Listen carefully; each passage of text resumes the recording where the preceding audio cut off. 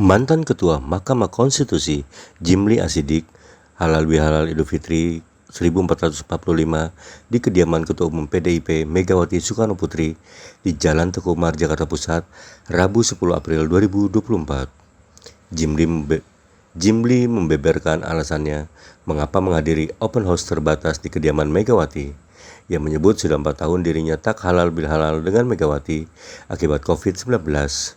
Padahal menurut dia dulu setiap tahun selalu halal bihalal ke rumah Megawati. Jimli Asidik juga angkat bicara terkait dinamika sidang sengketa hasil Pilpres 2024. Jimli menyatakan bahwa dinamika sidang seru lantaran banyaknya pro dan kontra dari bukti-bukti yang dihadirkan.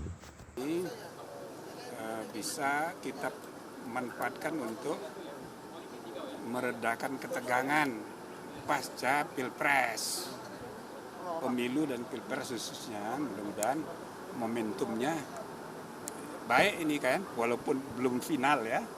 Kita tunggu putusan MK, tapi apapun putusannya karena perdebatannya sudah pro dan kontra dengan segala bukti. Nanti pada saat MK membuat putusan, saya berharap kita semua terima. Ya kita move on lah. Ya bagaimana sebaiknya mengurangi, memulihkan kembali kepercayaan satu dengan yang lain. Mudah-mudahan saling berangkulan lah sesudah ini, jangan terlalu tegang terus. Tapi berarti tadi ketika bertemu dengan Ibu Mega ada pembahasan terkait dengan itu, disampaikan langsung? Ini kan hanya lebaran. Tadi pagi saya ke Pak Jokowi sama, saya kan sudah 3 tahun juga nggak masuk istana gara-gara COVID. Ibu Mega juga sudah lama sekali, saya 4 tahun kali. Padahal dulu kan setiap tahun mesti datang saya ke sini. Jadi kalau digambarkan suasananya tadi ketika bertemu dengan Ibu Mega, ada pesan khusus atau ada pembicaraan apa aja, Prof? Hanya bicara soal Lebaran aja. Ya paling nanti Ibu Menteri Luar Negeri, Menteri Keuangan, itu kan canda-canda. Pendapat juga karena proses di MK sedang berjalan, mungkin ini sama dengan enggak. Kira-kira nih bakal gimana akhirnya gitu? Enggak ya, Pak? Saya kan nggak bisa menebak. Yang jelas perdebatannya seru kan, pro kontra dengan segala bukti. Ya harapan saya ya kita terima. Kan lumayan sesudah Majelis Kehormatan MK membuat putusan, kan semua memberi harapan kepada MK. Coba kalau ketuanya masih yang lama, siapa yang mau berperkara? Todung Mulyo Lubis ada di dalam tadi. Masa iya dia mau berperkara kan gitu kan di MK.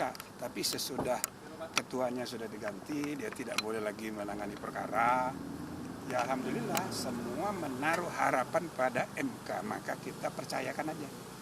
Ya harapan saya suasana Idul Fitri ini kita pakai momentumnya untuk rekonsiliasi. Nah gitu kira-kira ya.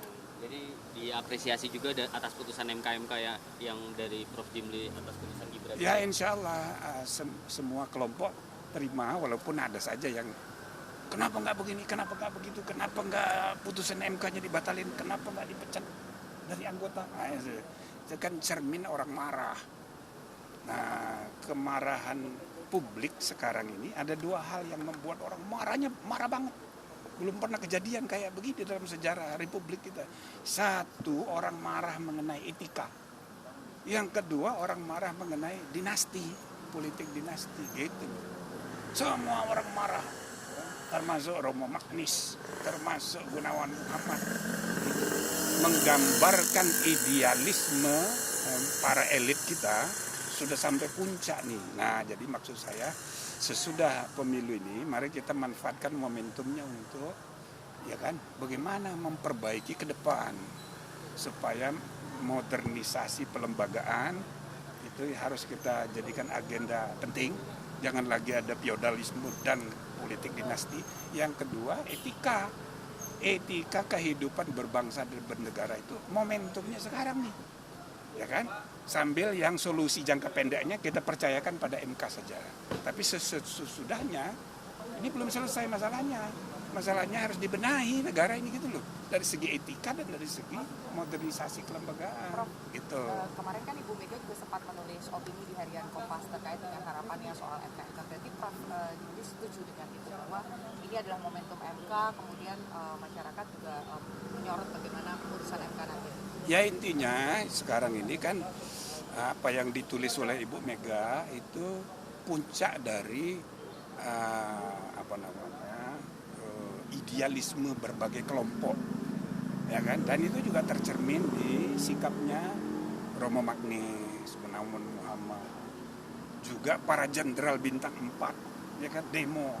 Dalam sejarah yang demo itu rakyat biasa, ya kan? Sekarang ini yang demo ini elit.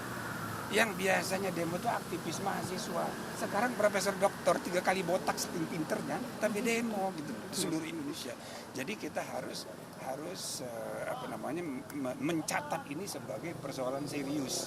Intinya terlepas dari menang kalah nanti di putusan MK, negara kita harus dibenahi ya dari segi etika, dari segi modernitas dan modernisasi kelembagaan.